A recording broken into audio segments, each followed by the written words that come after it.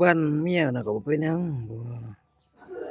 คือแบบเขาฝึกเอาอยู่เชียงขวางฝึกเอาความกล้าแล้วมันคือเขาเฮ็ด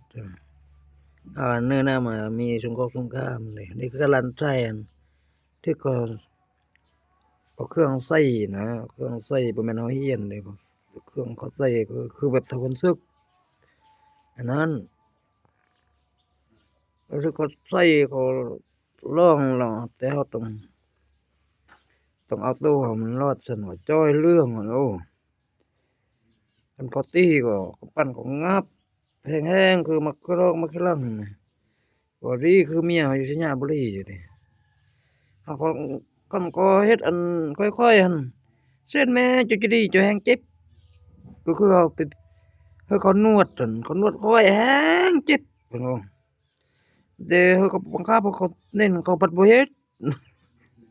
ย้านนวดอันแฮงเจ็บตัวซื่อๆนวดค่อยแม่นอันโอ้